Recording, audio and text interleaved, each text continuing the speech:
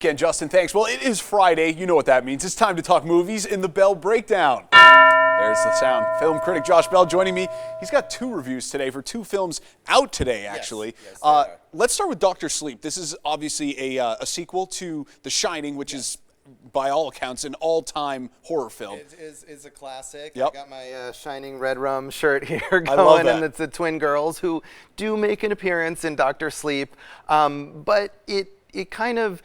It's a sequel to The Shining, but it tries to kind of get away from The Shining before it really fully embraces it. Okay. So we've got Danny Torrance, who is the kid, if you remember, from the original The Shining, Yep. and he's now an adult, played by Ewan McGregor, and he still has his psychic powers, but he's been dulling them with alcohol, and he's kind of tried to run away from this stuff a bit. But he connects with a young girl, a teenage girl, who also has The Shining, and they're being pursued by this group of, they're almost like psychic vampires, I guess you could say. They feed off of people with these powers, and they're led by Rebecca Ferguson as this villain, Rose the Hat, that you kind of can see there a bit, and she's creepy as the villain in this movie. It's almost weirdly like a superhero movie for a large portion of it. I mean, we've got all these people with these different powers, and you've got the villain team and the hero team, and they're clashing against each other. It's based on Stephen King's sequel book. It's not just a sequel to the movie.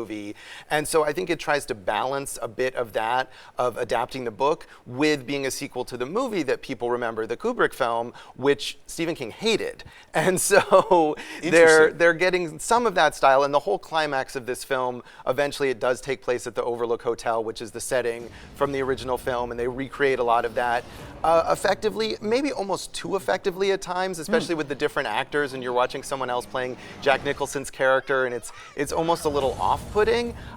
It's a very long movie. It's 2.5 hours. It's kind of slow to get going, but I feel like Ewan McGregor is good. There's creepy moments, and it's trying that you can tell almost like the creative tension as you watch it, trying to serve different source material and balance all of these different elements. And I don't know if it entirely comes together, but I've been mulling it over since seeing it, and I feel like that's a good thing. It's stuck with me for people who love the original The Shining, or especially who love Stephen King. I think there's a lot here to kind of sink your teeth into, even if it doesn't all come together as well as it could have. Interesting. So I know a lot of times, Josh, you see something and you immediately say, not for me. I don't want to see that, but you've actually mulled this one over and thought this might be worth a second look. Yeah, it might be. I mean, it's not the iconic classic of The Shining, but of course, what is? Right. I mean, that's something that you can't really live up to. So if we've got a sequel to The Shining, then I feel like they at least gave us something, and it's not just a bunch of nostalgia bait. And do you give the movie credit for at least trying to do something slightly different than what we saw in The Shining? Yeah, of course. I mean, I think it does that, and then it goes all in on just recreating The Shining at the end, because it's trying to give you both. Yeah. But yeah, it's more ambitious than it could have been.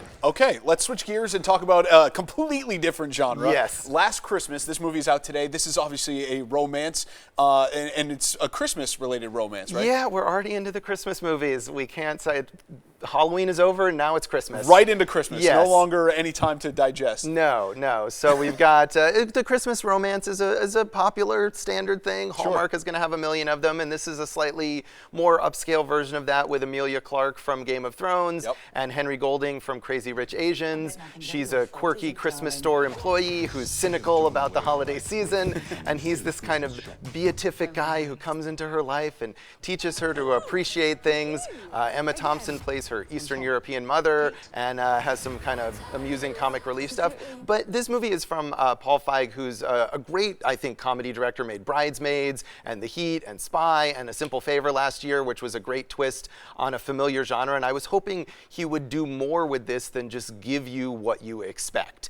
It's kind of funny at times. It's your basic romance. They kind of don't like each other, and then they come together and they learn to appreciate each other. It has this crazy twist in it that I don't want to give away too much, but you can kind of guess what that is. And on the one hand, it's ridiculous, but on the other hand, it's also pretty predictable and sappy. So it goes along with the whole Christmas theme. If you love Hallmark Christmas movies, maybe this is for you.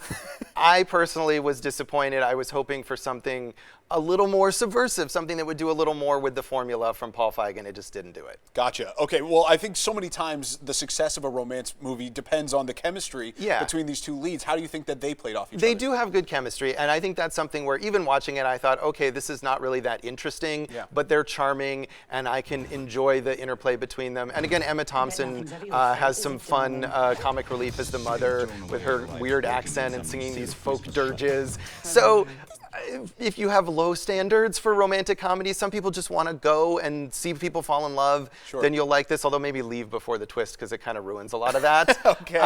But this is something you could catch on TV. You don't need to rush out to the theater for it. Gotcha. Well, there you have it. Opposite ends of the spectrum. We got Dr. Sleep, a horror movie, Last Christmas, a romance.